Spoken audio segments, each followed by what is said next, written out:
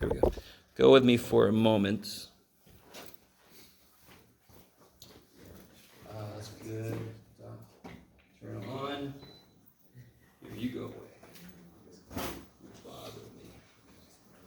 All right, so everybody write this down. So what if I ask you to take the derivative of 4x cubed plus 2x? Would anybody freak out? Okay. What's that derivative? So right now, if you don't agree that that's easy, dear God comes to me. If I give you this problem, say take the derivative, you go, is this a trick? Is this a trick? So the derivative is just 12x squared plus 2. Okay. So 3 comes down, goes 7, blah, blah, blah. Okay. What if I have sine of 4x cubed plus 2x? That piece I've identified that this guy's derivative is easy. But I can't do that derivative yet because who do I do the derivative of first? The outside. So in the book, if you want to, I think the book shows you a few examples where they call this u, and they do some stuff. Personally, we don't need to do that, and I feel like it gets in the way, but if you need it for first, but here's all you got to do. And this is why I say sine of stuff. I know how to take the derivative of sine of anything. What's that immediate derivative? Cosine of stuff. Good. Because I am taking the derivative of sine first. So nothing else about this is going to change. Sine is stuff, the derivative is cosine stuff. And then, of course, times the derivative of this, which we all agree is easy. We already did it, right? So I'm not going to finish it. Blah, blah, blah, blah. Who cares? We already did it. What if it was this? Do you start to understand that I can add layers, but who cares? Each layer is not that bad. I still think, and I understand, I can say this as much as I want to, but you don't quite fully believe what I'm saying or don't know how to apply what I'm saying. I don't have to think of the whole damn thing at once. What's the only thing I give a shit about at first? ln. That's the only thing that means anything to me at first. There's stuff on the inside. The stuff on the inside doesn't look as good as I wish it did, but the first step, I don't even give a shit what's in there. I don't. What's the derivative of ln of stuff? 1 over stuff. 1 over stuff. I don't even think about what this stuff is. The rule for ln, its derivative is 1 over whatever's inside. And then I think what some of you guys do is you try to do everything that has to be done next all at once. That's insane. That's insane. What gets a turn? Yeah, what gets a turn is the inside, yeah? So I'm not going to do any derivatives. I'm not going to do that to myself because that's mean. You all with me? So now this problem, we already did, and that problem, we already did. It's just a nesting of. So let's do this one all the way out, just because. So I got 1 over sine stuff. That just comes for the ride. That's done. What's the first step here? What's the only thing I worry about here now? Sine. So what's its derivative? Cosine of stuff. So what gets a turn now? Stuff. I like. And I don't want to rewrite everything. You would just put a 12x squared plus 2 there, right? And you could put it up top, right? You guys kind of with me? Does that? I don't know if that helps, but that. I think sometimes it's weird. I've been teaching since 1998. I started teaching when I was 26, and it looked like I was 17. So it was always funny the first day. I'm Mr. Waller. I would joke with them. Welcome to the. I was like, my voice ain't cracking. Shut up. I've been teaching for a long time, but I still haven't really figured out what's in a student's head when they're doing a problem like this. And it just feels like some of you guys think you're supposed to be able to do it all at once. Some of you guys get worried about everything, which I don't blame you. There's a lot of shit going on here, yeah? But do you understand how it doesn't even matter. I could have put anything in here. The only thing that matters at first is ln. That's all that matters. Yes? Maybe it could be, since that the next step seems easy, maybe you could skip a step, maybe? Oh, the more comfortable you get, you can definitely start skipping some steps. But like, you probably would. So some of you guys feel overconfident, which is a different problem. And you start doing what you think is going to be the next step, and like you're trying to get there before you got there. Some of you guess what's going to happen. No, there's no need for guessing. There's no need for doing everything at once. You guys semi with me? Do this kind of thing until you feel more comfortable. How do you know when that is? You'll know. You'll know. You'll be like, why would I write all that when I know it's this? All right, you're probably starting to get more comfortable with this. That's the issue. What's up? Well, no, like, that's probably the issue. Like, You think would that you're confident enough. sure. And like, And then, of course, you checked it out with how you do on the homework and how you do on the quiz, right? or you get it back and then you think and you didn't do it right. Exactly. So if you're not sure, assume you're not. Do every step. Would most of you guys have written this? I think most of you guys would have put 12x squared plus 2 and just stopped. This is being a little overly cautious, right? But the rest of this shit, I highly recommend we do. And it's just because this is new. How long have I been doing this shit? I took Calc 1 in holy shit, when was it? 1991. So, how much practice have I been getting at this shit? A lot of practice. Alright, so I could skip to the goddamn last step. I could. I totally could do all that shit in my head. Whoop-de-doo, who cares? I've been doing it for 33 years. Holy shit. All that just went right on my shoulder. Are you guys kind of with me? So, my point is just understand how to look at this so that you're not trying to do everything at once. I think that's some of our problem is you're trying to do all of it at once. There's no need to. Nobody said you had to do that. Okay, maybe. Yes. So right here, this problem is done. Say again? This problem is done. Not quite, right? Right here? Well, I mean, once we put the 12x squared Plus 2, you're done. Yeah, I would just kind of slap these things on top just to make it one big fraction, but if you left it this 12x squared plus 2, I'm not going to take it because nothing cancels. There's no numbers to multiply. You guys with me? Okay. Yes. Well, could you pull out a 2 though and put it up front? And then it would just be 6x. Yeah, you could. Yeah, but it's not really helping you get anywhere. Okay. Okay.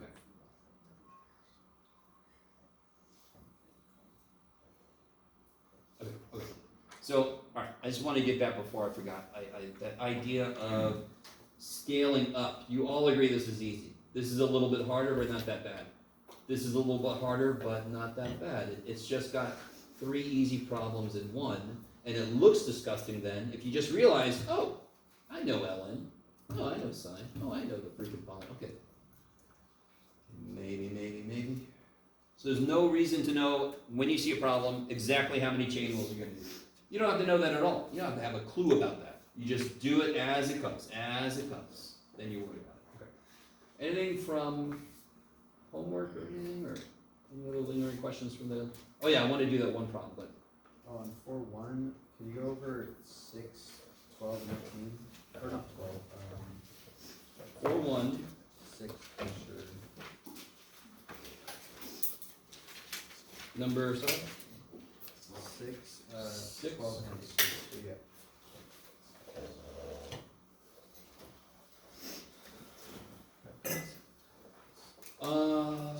Oh, okay.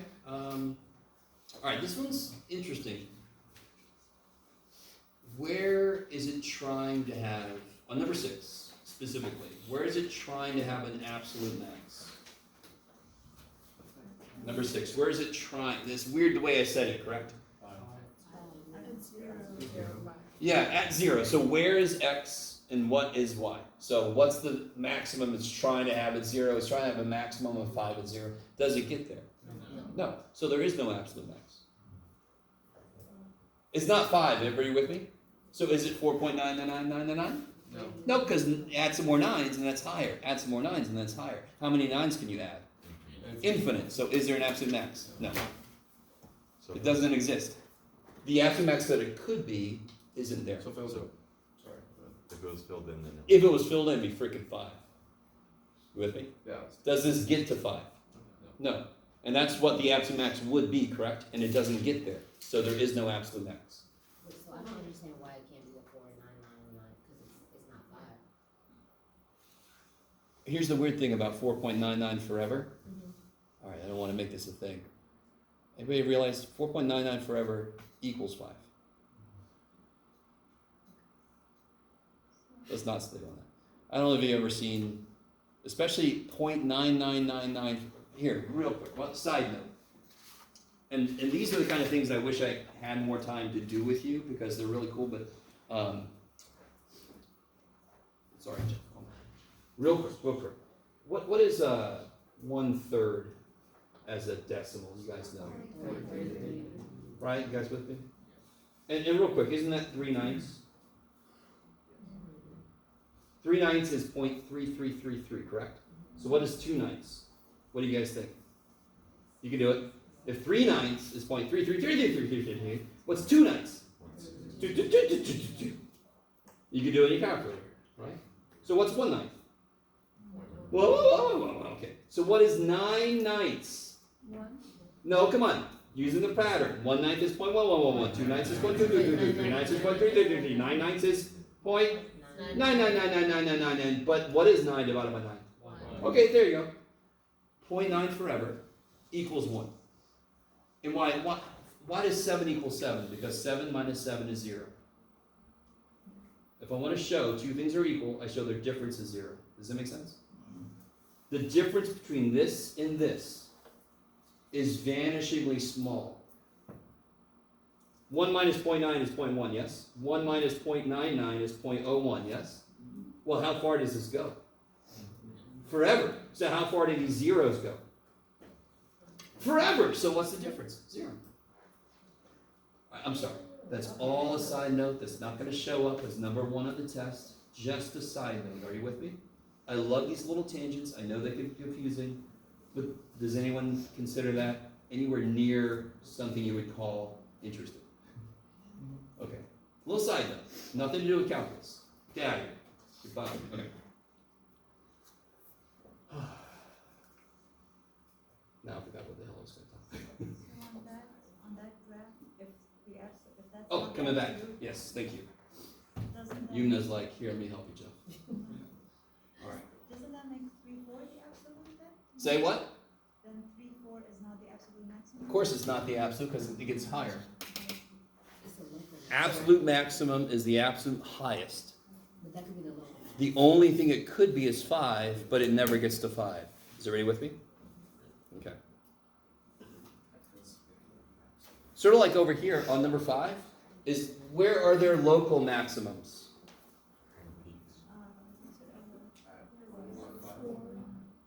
There's a local maximum at 3, 2, 3, 4, 5, yes? You have local and absolute. And absolute, I love it. So the absolute could be where a local is, yeah? And there wants to be one here. Even if that wasn't there, does it have a local max here? Nope. Because the only thing it could be, it doesn't get there. Okay, I like it. Yes? So 6 would just not have an absolute maximum. 6 does not have an absolute maximum. That's right. It just never gets there. It's sort of like, this is sort of like, if let me see. Yeah. You guys have seen horizontal asymptotes. So if you all understand, there's functions that look like this. Sorry. Yeah. This is sort of like, all right, just to relive 2020. This is like a virus spreading, so eventually it could spread to the whole population. So it's why there's a ceiling. You can't have more people infected than people. So you can have a function there's a ceiling for it. So what is the absolute max of this function? It doesn't have one because it never gets to this ceiling. Does that make sense? That same idea, but this is going to infinity, correct? But it's the same idea here, just it doesn't go to infinity. It's same reason. It doesn't get to what could have been its max. This local one doesn't get to what could have been its local max. Okay, enough of that. So if there's an open circle, we know that throws shit off, right? So that's how it interacts with this idea of max and min. Yeah. So with the local max would be what? Oh, There is a local max for 5, correct? yeah. And it's, like somebody said, it also happens to be the absolute max, because the function doesn't get higher than that, correct? What about 6? Is there a local max for 6? Totally. But there's no absolute max. Is there a local min for 6? Yes, where is it? 4. Here. There could have been one here, but doesn't get there. So there's definitely a local min here. What about the one at 6, 3? Yeah, this is not a local min because it doesn't have anything happening on this side. So absolute, let's talk about that. I haven't talked about absolute stuff except in graphical terms. So there are problems in this section that says find the absolute max of this function, and we didn't give you a picture. You're like, how the shit do I do that? So can somebody tell me from what we've just done, where was the absolute max here? Here, right? What would this also be? Absolute. There's a local max, there's an absolute max, but this is the where the what changes? Slope. Slope. So that would be a non-inflection point. It's where the concavity changes. I like the little a little bit. It's okay. That's where the what change. What on this side it's going up, and this side is going down. That is the location of a critical roll. No, critical number. Yes. Okay, I like it. Yes, you guys with me? So a absolute max can occur at a critical number or an absolute min, right? And the word for max or min is extrema. If something's extreme, can't it be extremely hot or extremely cold, right? It can be extremely high or extremely low. So extrema is the plural. Absolute extrema just means the highest or the lowest. Everybody with me? So the absolute extrema can occur either at a critical number. And this one, just to make this one work the way I want it to, where's the absolute extrema for that now?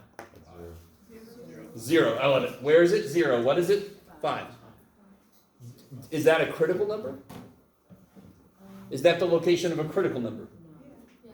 No. Nope. Is the slope 0 there? Nope. Is the slope undefined there? Nope. That is not a critical number, but it is an endpoint. So where could absolute extrema occur? At critical numbers or endpoints? So for example, if I had this graph, hi. Okay, let me call this point. Okay, sorry. Does everybody agree that the absolute maximum is here? And what would you say is special about C? It is a critical number. Yes, it's a critical number. If I made this, oh shit, where's the absolute maximum now? At the end point, yes? So the absolute max or min can either occur at a critical number, because that's the location of a hill or a valley, or if one of the endpoints gets like overly ambitious, they could be the extreme. So what does that translate into, dear God, Jeff, in terms of the work I've got to do? All right. So let's see. What's a problem that asks you for the absolutes? Blah, blah, blah. Oh, that's sketching the graph. Who cares? Here we go. Beautiful. Beautiful. Exactly. 260 on that one. Yes. Say please. No, please. That's better. Okay.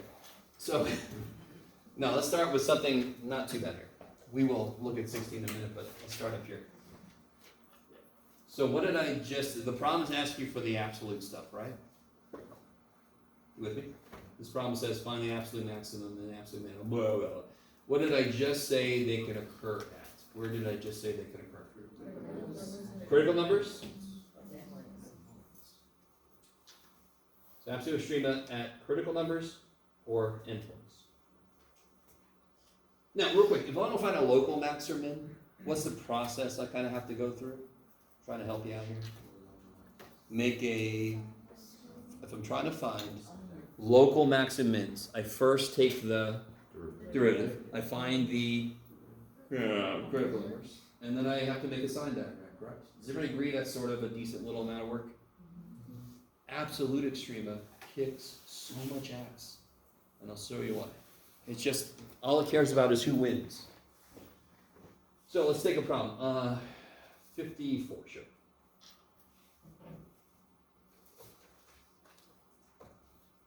Let's see, what's this say? X cubed minus 6x squared plus y. How do I find the critical numbers? That's right. Take your. What's that?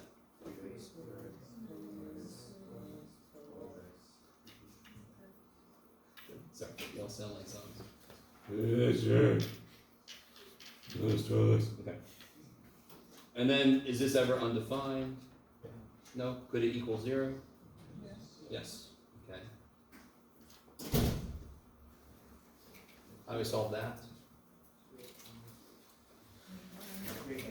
Take out a 3x. 4. So what are my critical numbers? 0 and 4. 0 and 4. Now look at the problem. What interval did they give me to work over?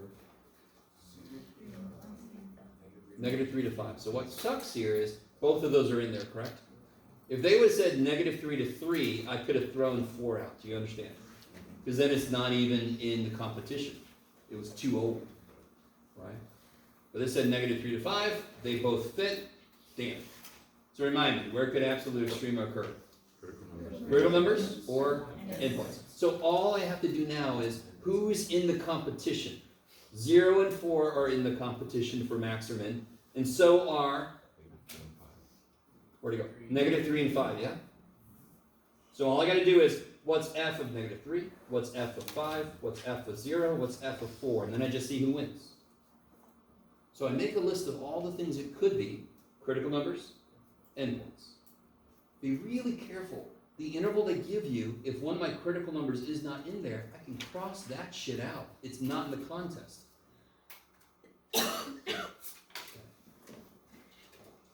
And now I almost don't care. Do you understand? Now in your calculator, just put in -3, and then you just see what's the biggest number. That's the max, and what's the smallest number? That's the min. You guys with me? So when I say find the absolute extrema or the absolute maximum, you go, oh cool. Critical numbers are relatively easy to find, and then you just got to throw them in and see who wins. Yeah. So would you do the same thing for, I was gonna ask, can you do the same thing for something like number 6? Number 6? No, because they don't give us a function for one thing. Right. But number 6 is easier. That's visual. I could just see where the maxes and mins are, yeah. Yeah, somebody's already done most of the work for me. They just graphed it. I'm like, thank you. Okay. Number 60, did what we did here help, or where'd you get stuck on number 60?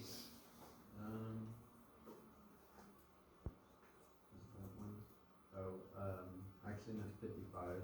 Oh, okay. Tricking me. Okay.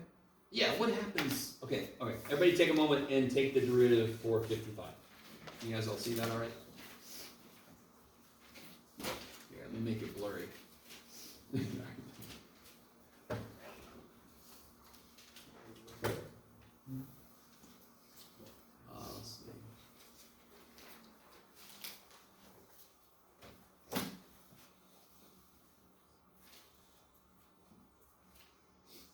Okay, cool. Oh, it's not. Okay, I thought it was gonna be worse. I'm sorry. I don't mean to feel that. I was curious if this is gonna be.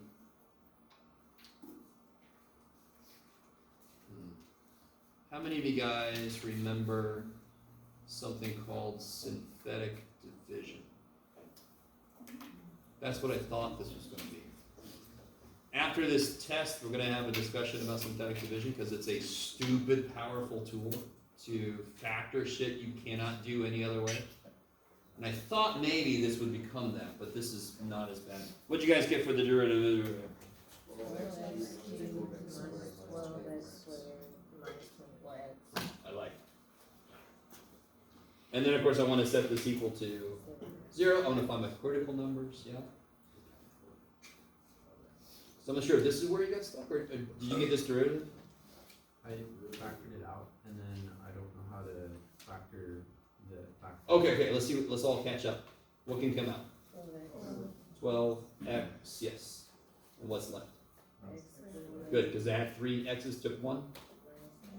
Good, because took the 12, took the 1 of the x's. Yeah. This isn't too bad, right? What's the only numbers it could possibly be at the end? It can only be 2 and 1, yeah? And now it's just, is it minus or plus, right? I want the middle term to be negative, so I want the bigger number to be negative. Yeah? Is that all right? I'm sorry, I don't know. I see what I did wrong. Okay.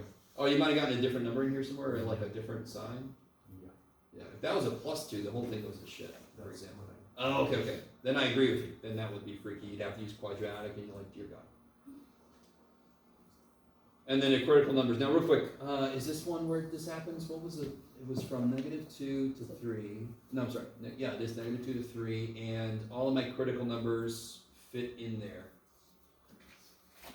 So if this was x minus 8, one of my critical numbers would be 8, yes? But it wouldn't be in there, so I could just ignore it. I could just throw it out. I don't have to worry about it. You guys with me? That's the importance of the end. Interval tells you what the endpoints are, and it also tells you which critical numbers you have to worry about. Yes? So if it was 8, you draw it out, but then you would still have to find the values of the other numbers? Yeah, then you still have to do 0 and -1, because those are still in the interval. And then you do the endpoints too, right? Alright. And then you just see who wins. Who wins the trophy for highest, who wins the trophy for lowest. Yeah. Okay, maybe. How many absolute maxes or mins can a function have? What does cosine look like? Where does the maximum occur? It occurs at 1, and that happens how many times? Infinitely many. Okay, so you could have repeats. You could have tied winners. Yeah? You guys kind of with me? And of course, same thing with the mins for cosine. So you could have functions that are periodic or just happen to hit the maximum a couple times. We've seen x to the 4th that looks like a little, like that, right? X to the 4th. So it could certainly have a repeat absolute max. Are you guys kind of with me? So those are fun. Those are just repeats. They both get to win. They tied for first place. Okay. Yes. So I did it differently. Since I said it's continuous between the intervals, and I didn't really want to do a derivative, I just plugged in the numbers that were between, so -2 to 3, because I thought the answer has to exist within that interval. It has to exist within. So if you only check the endpoints, you don't know if in the middle it does something. Yeah, so I did -2, -1, 0. It was, so for the test, because obviously did it wrong, I just didn't do the derivative. So you're assuming that the answer is a whole number. Yeah. Couldn't I factor something and get that as a piece of it, right? Yeah. What critical number would this relate to if this is a derivative? You have derivative. Yeah, you would never have gotten that, right? Okay. So part of me is like, okay, I understand. Just because it worked out on my own, so I didn't consider that factor. Yeah. And you've met me. So you know I'm probably gonna make that happen. In fact, if you look at the practice test, I already did it. Sorry. Okay, basically in calculus it's not a good idea to try to stay away from derivative because that's like one of the two main things. So don't try to stay away from it. You need as much practice as you can get. Okay. Same time, I don't blame you. Now, what I want to do today, I want to finish that problem we started yesterday. So this is going to be exciting. Let me see if I have the paper. Oh, that's a big ask, Jeff. Oh, shit and a half. I did. I had these. Here we go. Perfect. Yeah, cool. Look at that. All right. So who needs, I know somebody needs this. Who needs this handout?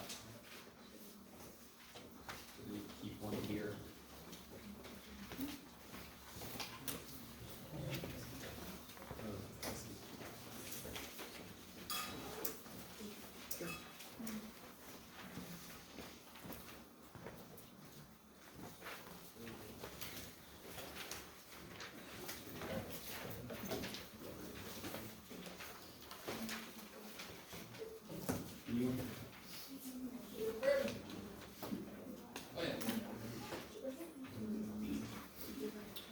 Alright, so, if you weren't here yesterday, thankfully you have a teacher that records this stuff. So go back and watch it. So we did all of this yesterday. We did the front, I think we did the back first, yeah. We did the back first. So just to kind of recap, we're going to do more. In fact, the practice test problems I haven't done yet, so we're going to do those together here later in a bit. But just to kind of recap. Domain, old news. Radical, so it's got to be 0 to infinity, right? Be careful, it's an even root. If these were both like third power, third root, fifth root, what's the domain of the cube root of x? Did anyone? Yeah, I never got the piece of paper. We got it. I like how you're just over there like, is he gonna see me?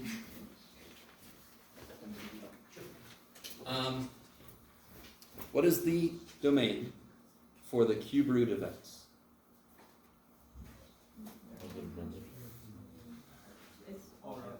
All real numbers. And what's the domain for the square root of x? To maintain real, right? If I wanted complex numbers, I have to tell you what's the domain across the complex. If I just say what's the domain, I'm implying real numbers. So what do I have to plug into a radical to keep it real? Any number greater equal to 0. So the domain of square root is 0 to infinity. Domain of cube root is all real numbers. Why? Cube root goes negative. Yeah, if I cube something, it can be negative. Therefore, if I cube root a negative, I get back. So what's negative 2 cubed? Negative 2 times negative 2 is 4, times negative 2 is negative 8. So you with me? Negative 2 times negative 2 is 4, times negative 2 is negative 8. So what's the cube root of negative 8? Freaking negative 2, because that's how we made negative 8. Everybody with me? So why do cube roots work? Because cubing doesn't cancel the negative. So I can always find my way back. What's negative 2 squared? Shit! So if I say what's the square root of negative 4, I don't have a way back in the real numbers. Right? Every even root is from 0 to infinity. Every odd root is all real numbers. For the same exact reason. Okay, I like it. Wow. Okay, that was part of it. We took a derivative. So on the test or on whatever, I'm going to tell you what the derivative should be. The reason is, if you make a mistake with the derivative, everything else is going to be wrong. So I want to give you a fighting chance. If you have trouble with part B, skip it. Do the rest of it, because I told you what the derivative is. How do I find critical numbers? It's where the derivative is 0 or undefined. So why was 0 a critical number? It makes the derivative undefined because it's a negative power, so it'll be on the bottom. And why was 1 a critical number? Makes it 0. All right, you know, that's why I put a U and a Z there. Yeah? So everybody with me? Now, the thing, this guy. This is where we plot our critical numbers. And the only place, since it's a smooth function, the only place it could possibly go from decreasing to increasing, it has to go through 0 first. So if I just know one number makes a negative, then this whole region is negative, because the only place it could change signs is around here. And in this case, it did change signs. Therefore, 1 was the location of it went down, came up. So 1 is where is the location of a minimum, because it went down to it and then came up from it. You guys with it? I didn't even need to draw this. I just know it goes down, comes up. So that must be a minimum. That must be the bottom of the hole. Yeah. Okay. So I can do all these questions. Where's it increasing? Wherever it's positive. Where's it decreasing? Wherever it's negative. Yeah. So this graph is describing the what of the function. Not this graph, but this plot is describing the what of the function. Slope. This is all about the slope. No trouble. No, I didn't just do it. So these negatives and positives are what I got when I plug stuff in for the slope. Yes? Slope is negative, slope is positive. That's how I know what it looks like. Then I do the same stuff for the second derivative. But the first derivative tells me where the maxes and mins could be. The second derivative tells me where what might be. Starts with an I. Inflection points. And what's an inflection point? Or the concave. If it's concave down, what would it do at the inflection point? Become concave up, right? Now the funny thing is, if you think about it, ever since you started graphing polynomials, you've been freaking doing critical inflection points. This is obviously what concave what? What is this? Concave down, and then this is, Concave up. so somewhere in the middle there was an inflection point. There's a point where it went from negative second derivative to positive second derivative. Are you guys with me? You just never had to worry about that. Now you do.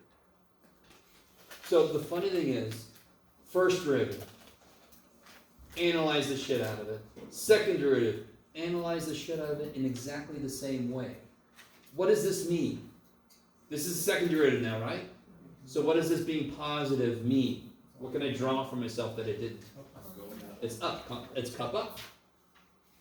That doesn't mean it's going up. You guys with me? Couldn't it be going? When I draw a cup up, where am I going right now? Down. Up. So first derivative is increasing, decreasing.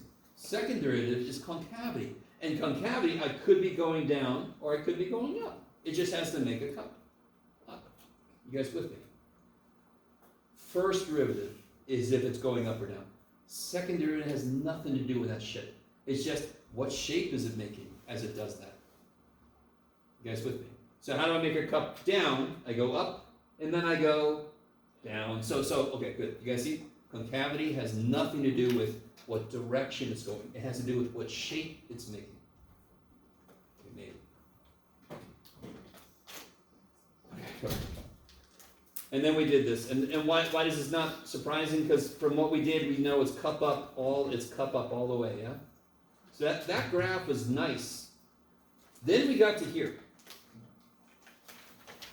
And this seems like it should be nice. I mean, look at that function. That's not bad. What was the problem? I restarted this problem. Anybody remember why I didn't like what I had going on here? Scale sucked. I did finish this one. You finish it with the people that stayed. Oh, that's right. So let me do it again. Okay. This time I'll do it a little better even.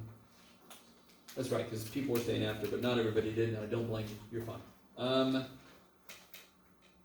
Here's something students don't ever think about, and I don't blame you. You all know you can make the scale 2, 4, 6, 8. You all know you can make the scale 5, 10, 15, 20. You don't realize you can make the scale 0.25, 0.5, 0.75, 1, 1.2. Of course you can. All it has to do is be consistent on that axis. They don't both have, some of you guys seem to think that if this is 2, 4, 6, this has to be 2, 4, 6. Hell no. It can be completely different as long as they're consistent on that axis. Are you guys with me? So this, look at everything's freaking happening. What I want to do is I want to give myself some more room. Now, I'm not going to step through all the work we already did. You guys can kind of, it's the same idea as the other side. So I'm going to redraw this. I'm going to recapture all of everything we know. I know there's an inflection point at 0, 0, 0.7, 1.2, and negative 0.7, negative 1.2. So we figured it out yesterday. I know that there is a, what do you know, Jeff? I know that there is a minimum at negative 1, negative 2, and a maximum at 1, 2. So that's what we figured out up here, just from doing this. Do y'all agree 0 is a critical number? Was there a max or a min at 0? 0. Is 0 a max or a min? Nope. So that's why critical numbers are possible locations of maxes and mins. We know it's somewhere that it's resting. If I throw the pen in the air, isn't it resting at the top for a second? It's going up, and then it rests. It goes, oh man, and then it starts coming back down, right? So it could just be instead. So that could be where the pen goes up, and then it goes, and then it keeps going up, and we're all like, shit's happening. So that my graph could do, so it could do that. It's not really a max or a min, but the slope went flat. for a moment. Yes? Okay. So, coming back to this, I think I got everything. Oh yeah, sorry. Yes. Would that then be like a local max or something? Since it has- This guy? Yeah. This guy ain't shit, poor little guy. Is he locally the highest the function goes? No, because immediately the function goes higher. Is he locally the lowest? No, because immediately it goes lower. So it is, I'm very sorry to tell you this, it is nothing. It is a critical number, but it's not a max or a min. You like it? Hey, Mikey. Okay, so, sorry. And then we got the intercepts. There's an intercept at 0, 0. There's an intercept at 1.30 and an intercept at negative 1.30. Okay. That's all the stuff we got from A through G. By the way, how many of these problems do you think I can give you on the test? One. 2 of them, that's like the test. That's basically the whole test. Are you guys with me? Okay, so I'm going to give you one of these. I could just pick whatever function I want. So we did all this yesterday. We figured all this out. So here's how I graph this thing. First thing we're going to do, let me pick, I think the scale was fine. Yeah, I think the scale was fine. So I picked a scale of 0.25. Why does that make sense? Because look at these weird ass negative 0.7 I got to do, right? And, I mean, so let me give myself a little bit of a chance here.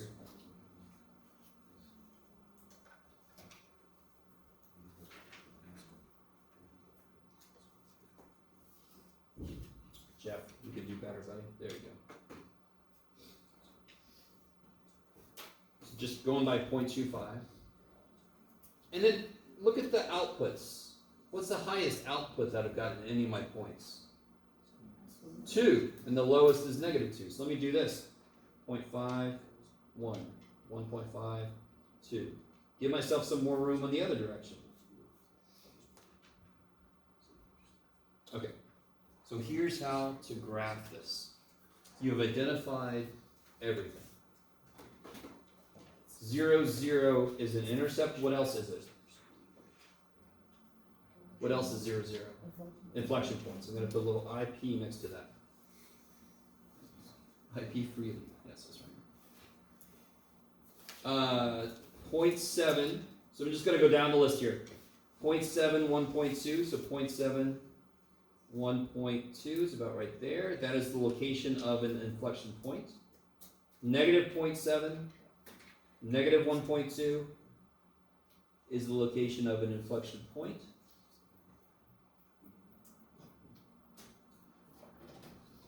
Negative 1, negative 2 is a min. 1, 2 is a max. Okay. And then, oh yeah, my intercepts. 1.30 right there and negative 1.30. There we go. Alright, so somebody remind me. Let's look back at my work. Where did my work go? We found out that it's concave up back here, yeah? So do you see how I know this is going to connect? It's going to look like a kind of like a parabola. Do you see that? It's concave up through there. I've labeled my points. Everybody with me? Concave up. So it's got to be cup up. And then what happens at this point? I label that point. What did I label it? Switches concavity. Switches concavity. So now I should be considering having a curve like this, yes? It's got to be cupped down. So now, right there, I make cup up. Then I pick my pen up and I start over again. Now it's got to be cupped down. You with me? So if you label the point, when you get to it, it tells you what to do. So now I know I got to start doing like this. And what's going to happen at 0? It's an IP again, yes? So everybody agree this is cupped down? But now it's going to become cup up. Calm down, Jeff. And then I go to this point. And what happens at that point? IP, so now it's cut down. And hit my maximum. There. Now, if you graph that in Desmos or whatever, it's gonna look pretty much like that. It's kind of silly. So in pre-calculus, when you graph things, they were very often not right. And in fact, I wanted it to not be right when you turned it into me, because otherwise it meant you just copied from the calculator. So I kind of wanted it to not go up high enough. Now, with calculus, this is going to be almost perfect if you graph it in your calculator. It's going to match the curvature. You're going to know exactly how high and how low to go where. Are you guys kind of with me? So let's see if I can do this really quickly. You probably can't, Jeff. It's okay, buddy. Okay, good. Save the preview. Desmos. No, what did I just do? Desmos. Go to Desmos. Okay. All right. What was this one? This was. Oh, this is this the. Wait a minute. Is this one we're doing? Oh, you can't see. That's the 5x to the third one we're doing, right? Yes. Yeah, thank you. 5x to the third minus 3x to the fifth. Zoom a bit.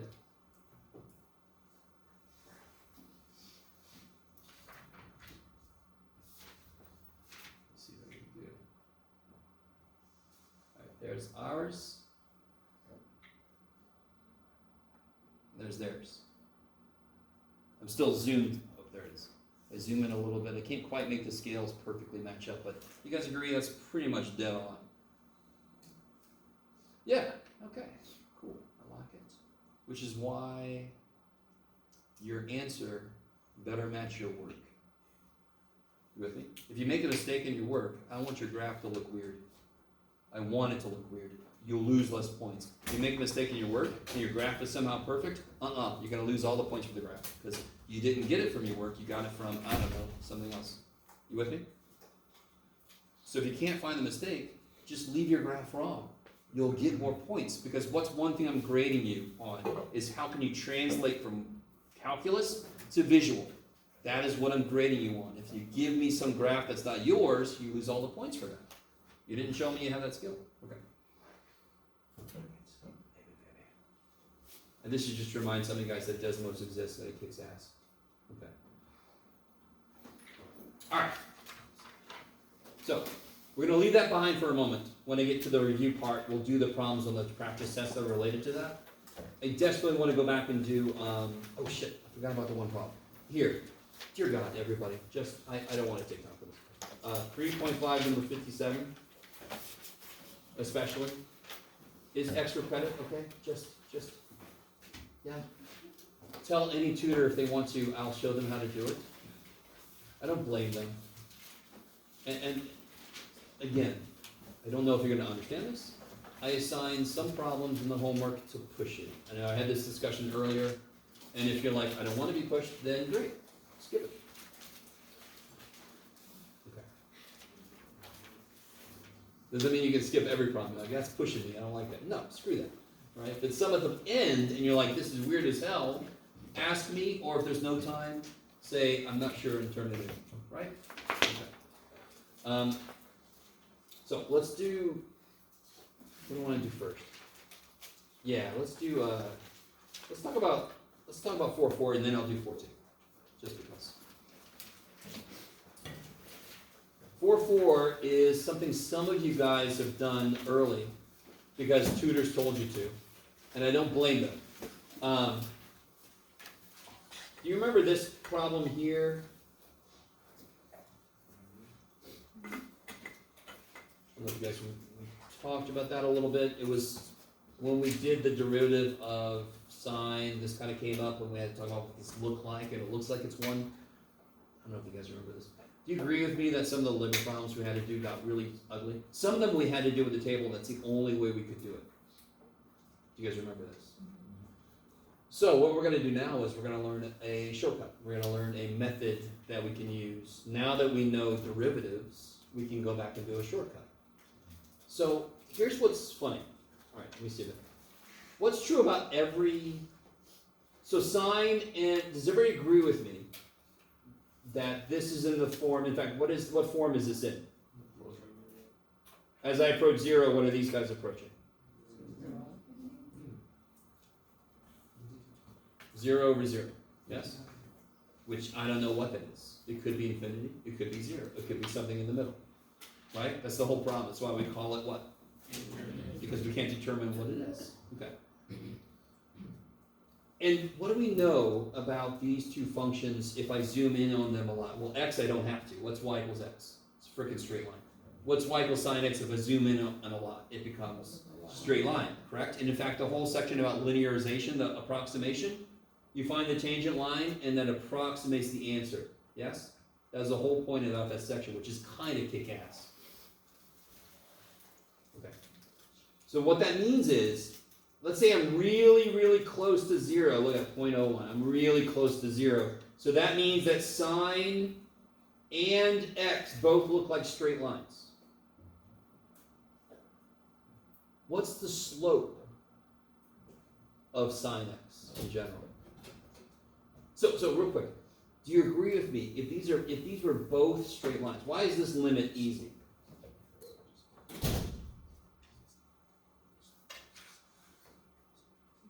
What happens? Why is that limit easy?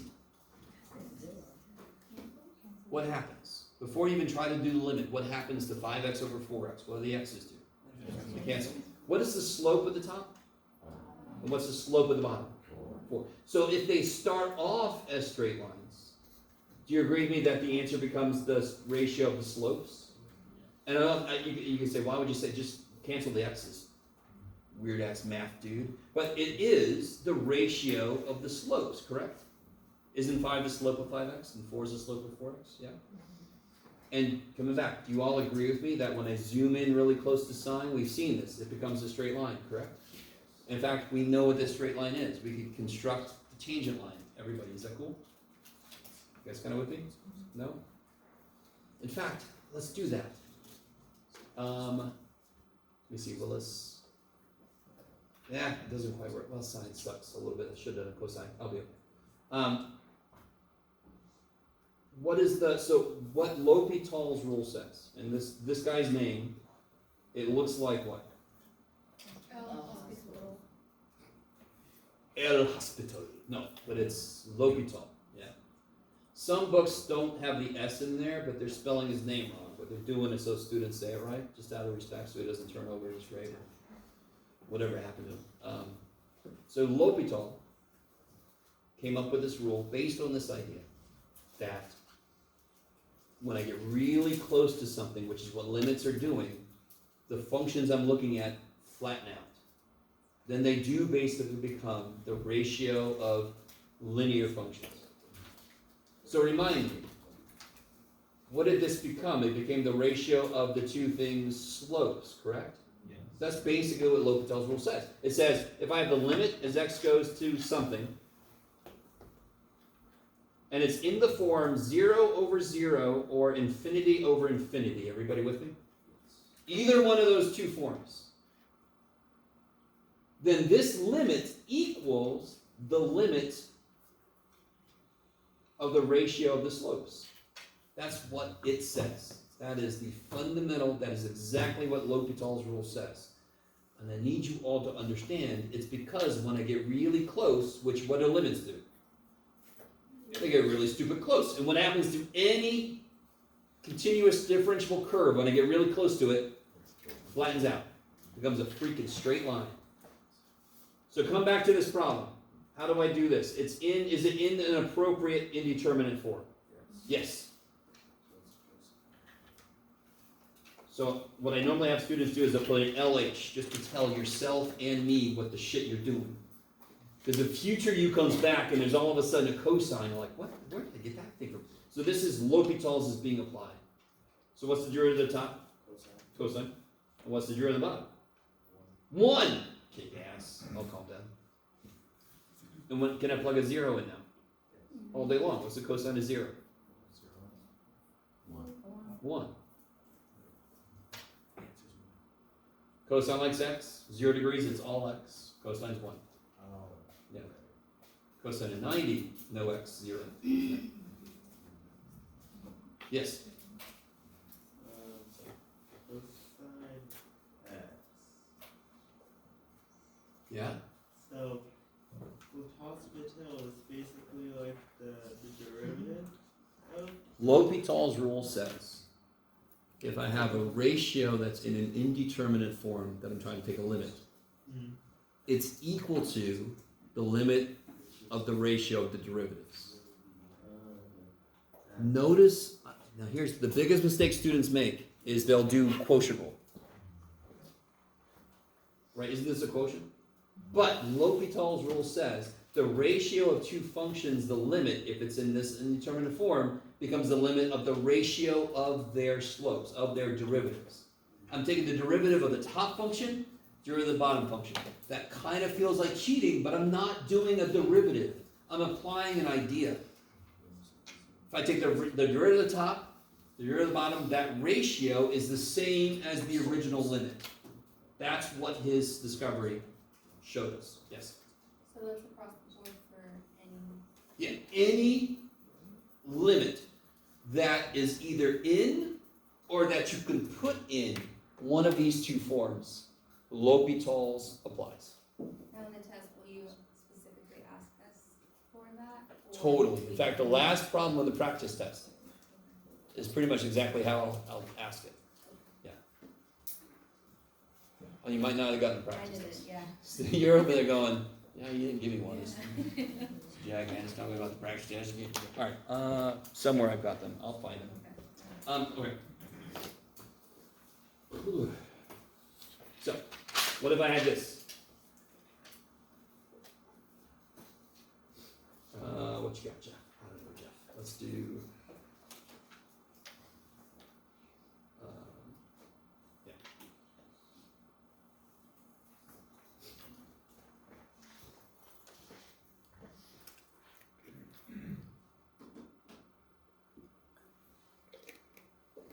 What form is that? What's the top going to? What's the bottom going to? I want to really read. I'm writing the form this limit takes. I'm not plugging infinity in because that's silly. You can't plug infinity in. I'm just saying the top goes infinity, the bottom goes infinity. It's in the correct indeterminate form, one of the two. I can directly apply L'Hopital's. So how does L'Hopital's work again? What's the derivative of the top? 1 over x. What's the derivative of the bottom? 2x. How can I rewrite that? 1 over? It takes so much ass. Yes, 1 over 2x squared. Yeah. Times actually both sides. Yeah, yeah, exactly. You can do that. I love it. You can multiply top and bottom by x, or you can just bring that x down. Either way. Can I apply L'Hopital's rule again? Yeah, you can do just. Why can I not? Because at the top would be 0. Is it in an indeterminate form? No. Nope. So L'Hopital's rule does not have to work if it's not indeterminate. You guys with me? You can't just do L'Hopital's at any ratio there is. It only works if it's in an indeterminate form. So if I do L'Hopital's right now, I might end up getting the wrong answer. Because I'm not guaranteed it's going to give me an equivalent limit. Are you guys kind of with me? Yes? So, if we see a problem that's like this, and it's like talking about L'Hopital's rule, is there something that we're supposed to write for that? Like it can't work for this, or is it wouldn't be that scenario? No, yeah. I give you, if I'd say use L'Hopital's rule and, you know, But No. you can't for this. you have to show me that it's in the right form. No. Did I use L'Hopital's rule? Well, yes, Yes. starting, but. Could I use it again? No, Even better, do I need to? no, Is this indeterminate? no. So then I don't need Okay. any help at all. I can determine the answer. What's the answer? 0. Yeah. 0. Alright, the zeros thankfully are outnumbering anybody else. If I let the bottom get really, really big, the whole thing goes to natural log of x, how quickly does it grow? Does it grow very fast? Does natural log of x grow very fast? How about x squared? Does it grow very fast? Yes. So doesn't it make sense the answer is 0 because the top is not growing as quickly as the bottom? You don't have to look at it that way, but you can kind of step back and go, okay, 0 makes sense because the bottom's growing faster. I'm dividing by way bigger. Top can't keep up. To reiterate what you said, the actual answer is 0 instead of 1 over 2x squared. Right. Because the question wants to know the limit of this is. Right. So the answer has to be either a number or it does not exist. Right? Yeah, yeah. Or, some kind of infinity. Yeah. Yes, and that's with applying like the asymptote rules, like the horizontal asymptote. Yeah, I mean, this is like the basic idea, the bottom degrees higher than the top. So it goes to 0, you can do it that way. Yeah, okay. One more, what is this in the right form? What do you got, Jeff? I don't know, Jeff.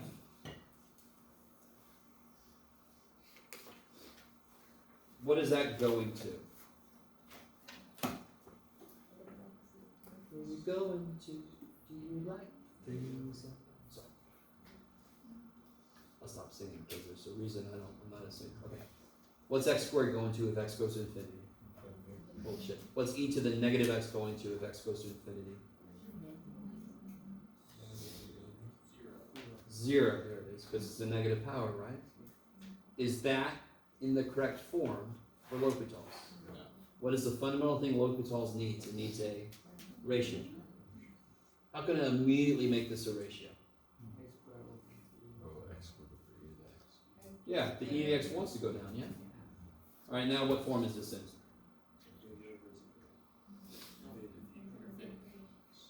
There we go, because if x gets really big, e to the x gets really, really big. Yeah? So can I use L'Hopital's? Yes. So if I apply L'Hopital's once, where do I get to? 2x e to the x. Is that determinant? What form is it in? If x gets really big, top is infinity. Oh shit! So is that determinant?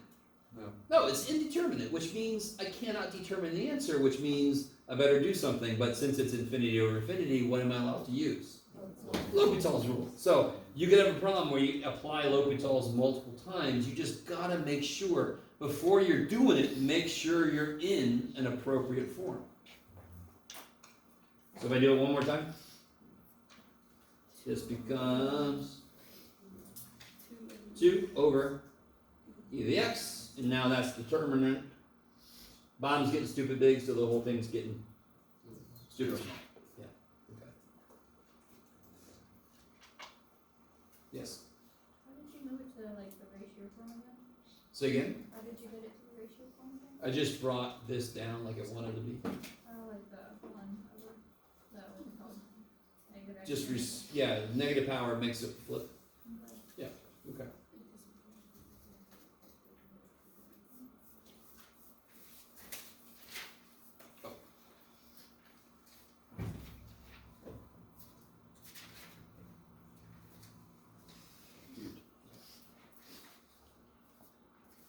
All right. Enough.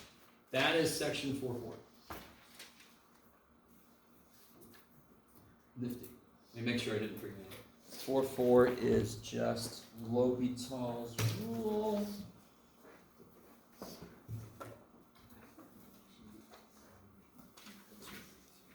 Yeah, okay, beautiful. I like it.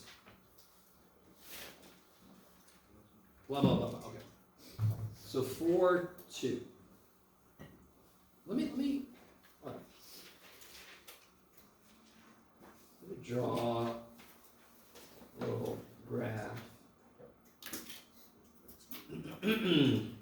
So kind of try to copy that graph a little bit. It doesn't have to be perfectly the same, but try to make it pretty much the same. So if I'm here and I want to get there, and I'm a bird, I would just do this, yes? Birds don't even know how lucky they are. They can fly around. Poop in my car. y'all agree there's a slope involved to that, yeah? Yes. Okay, from the graph of this.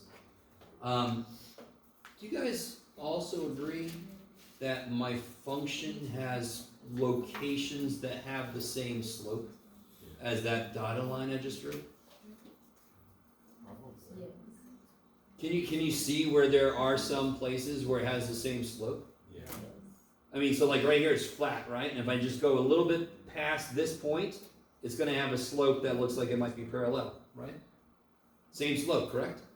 Is there another place that happens? Yeah. So if I go here, this is kind of like flat, but if I go back a little bit, it looks like it has a point where it's got a parallel slope, yeah?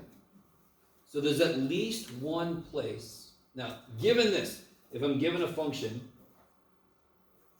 that is continuous and differentiable, we know what continuous means. Differentiable means it doesn't have like a kink, right? It doesn't have an infinite slope location. It means the slope itself is continuous, is what differentiable means.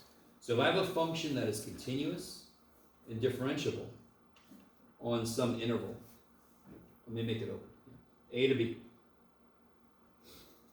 then there's at least one place in that interval. Let me see if you guys are with me.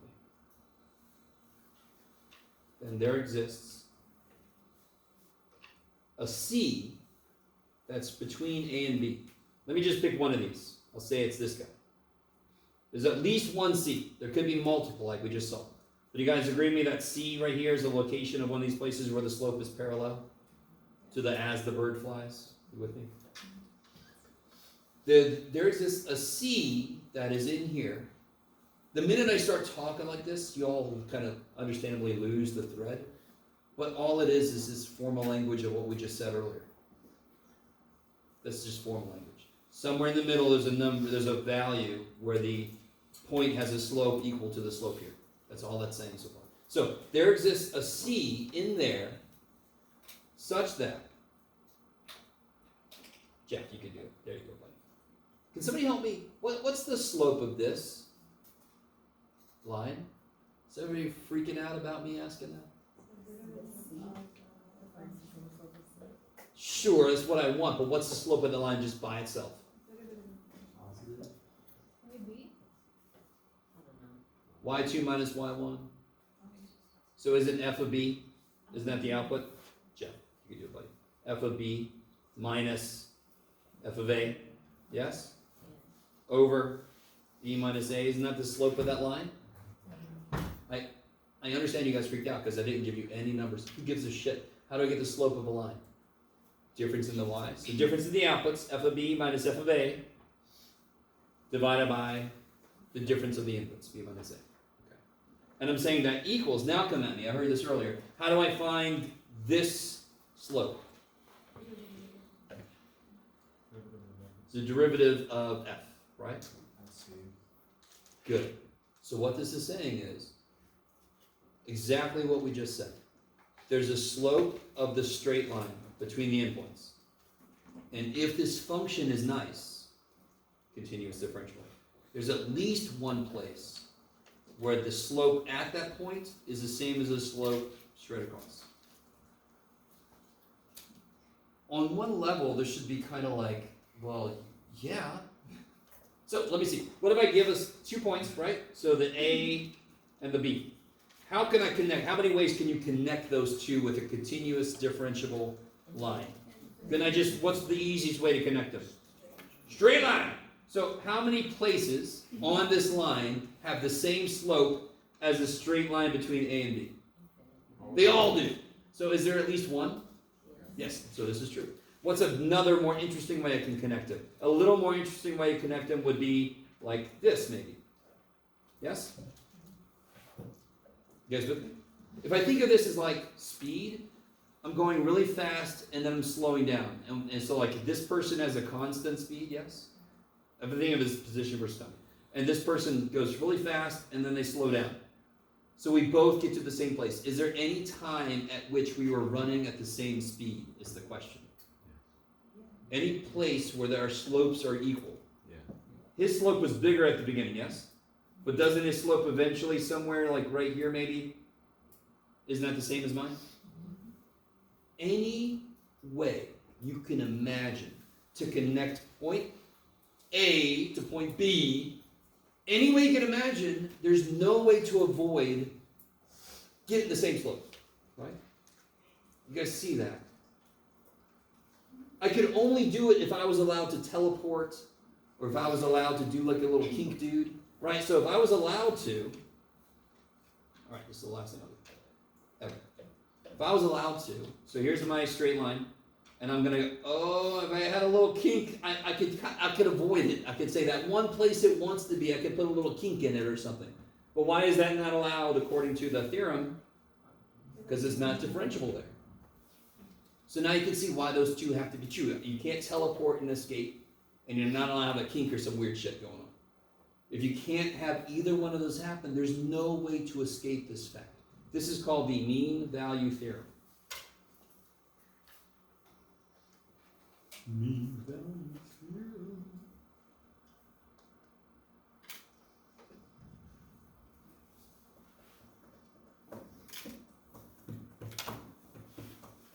So let's do this. Let me ask you what you want to do. Today we're going to transition into review because we basically finished. Do you want to right now immediately do an example of this from the practice test, or I can make one up? Let me see, where's my practice test? I gotta find those.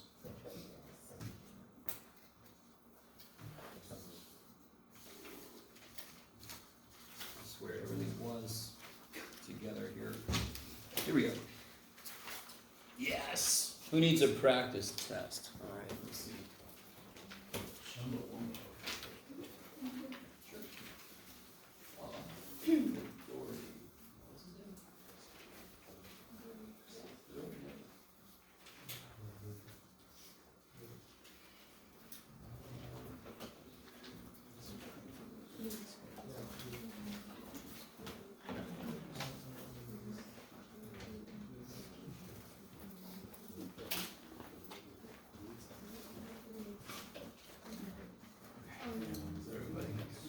Oh.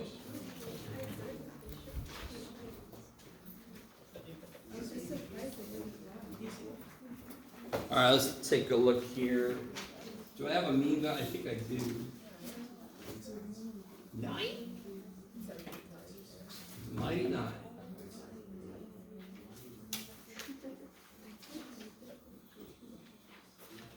Okay. I don't say this really the right. It should say requirements. Satisfy the requirements of the mean value theorem. What two requirements are there for a function for the mean value theorem to work? Continuous, differentiable. So whenever I say it's a nice function, I normally mean technically it's continuous, differentiable. It's got smooth, it's got no weird shit going on, yeah. So I normally mean continuous, differentiable. What kind of function is that in part A?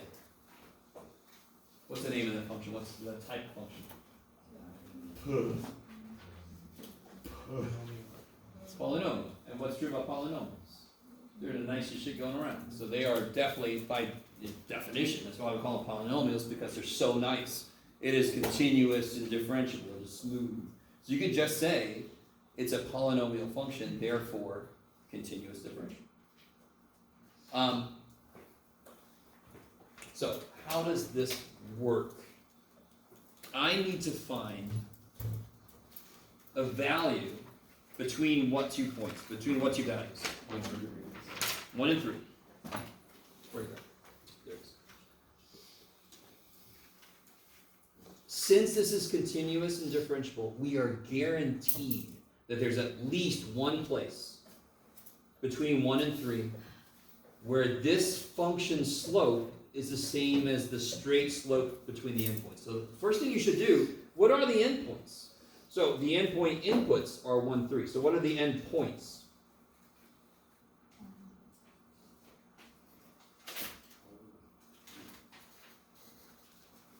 What are the endpoints? I know the inputs. So do I know the outputs?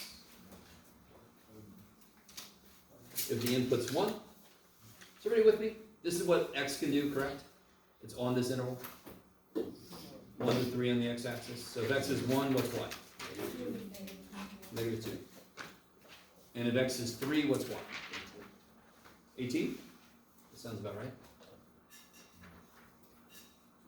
Let me stop for a minute. Why am I doing this? Now, like I ask that of myself every day. Because part of this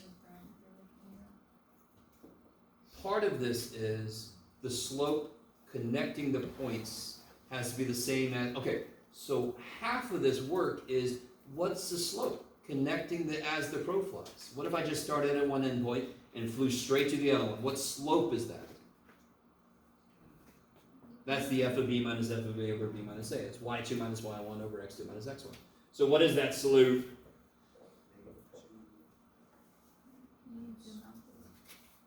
Yeah, y2 minus y1, 18 minus negative 2, 20 over, yeah, 3 minus 1 is 2.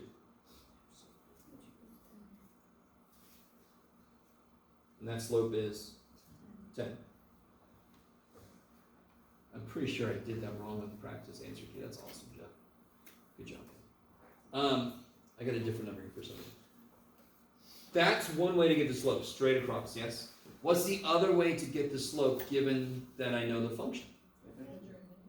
Take the derivative. So we've seen this happen before. 2 different ways to get the slope, and I set them equal to each other. One way to get the slope is straight across. The other way to get the slope is calculus. What's the derivative? 6x squared. And what did we just say that has, I want to see where that equals what? 10. That would be a much better number, right? Well, let's see, maybe, no, I don't think I did it wrong, that's right. Sorry. Trying to think back to past Jeff. And how do I solve this? Is everybody with me? So I got the slope from the derivative, and I got the slope from between the endpoints. They have to, and I want to see where they equal to each other. To be really honest, there should be a c in here. I don't care, it's just the number that I'm getting, right? So the value we're going to get is the value of the c that's between a and b. How do I solve this? No. What do I want this to be equal to? Yeah, if I have a higher power, if I can't get all my x terms together, I need it to get equal to 0, so then I can... Sure, yes. Hopefully. Y'all agree me I can divide by 2?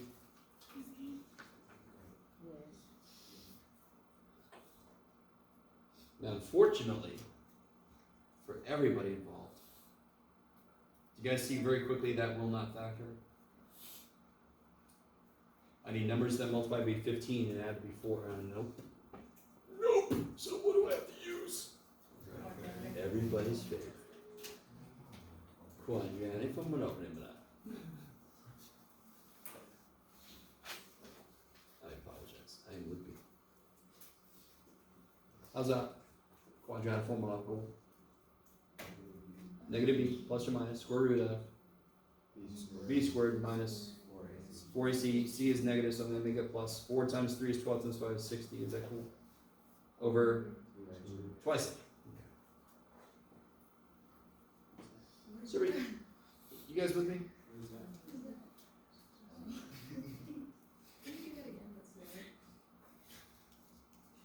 So quadratic formula, negative b, right? A, b, c. Negative b, give or take, square root of b squared minus 4 times a times c. 4 times 3 is 12 times 5 is 60, and the 2 negatives cancel. All over twice a. Right. So that's an assumption I'm making that you know that. If you don't know quadratic formula,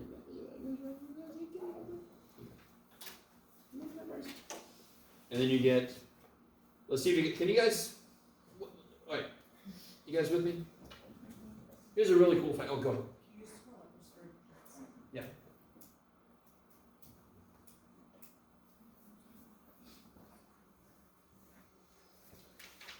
Does 4 go into 8? Yes. So 4 goes into 76 because 76 is 4 away from 80. You guys with me? That's a really, really generally useful thing right? Because what do I need to do with that square root? Because you have me as a teacher.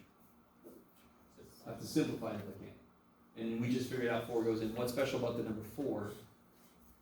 It's in a square root, and I can take the square root of 4. So yeah, so 4 is times what is 80? 20. So isn't 76 1 less 4? So therefore 4 goes into 76 19 times. You guys get that? Alright, anyway, y'all have calculators. Huh?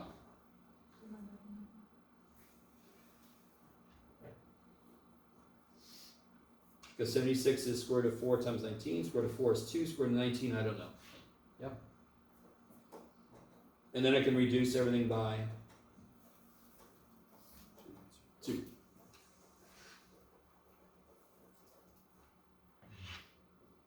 Alright.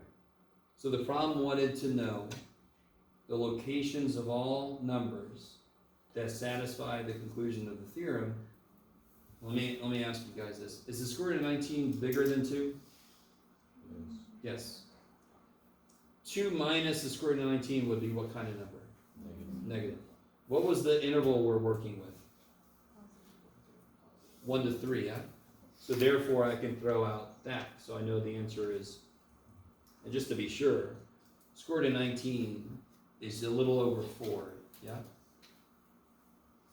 4 plus 2 is 6 divided by 3 is 2, so this is a little bit over 2, which is under 3. I want to make sure it's actually in that interval. Are you guys at all with me? Everybody loves this kind of problem, but 2 plus square root of 19 divided by 3 is a number, just like any other number. Poor little dude. So how do I do any mean value theorem problem? I find the slope of the line connecting the endpoints. I find the slope of the function they gave me, and I set them equal to each other. The solutions are the potential C's, and you have to pick the ones that are actually in the interval. Sort of like with absolute maxes and mins, you have to live within that interval. Okay. So let me ask you this: if you want to take a break, we can take a break till like noon. But today is just purely review. We could instead sort of keep going, and as you want to take a break, you can take your own break. It's completely up to you. What do you guys think? You want to take a break generally right now? Or do you want to keep going, do practice test problems, take a break whenever the hell you want to? Which one? Or you want me to decide?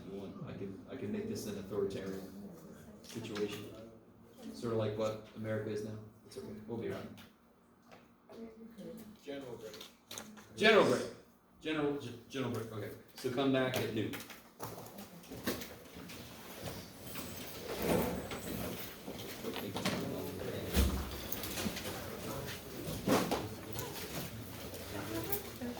Online.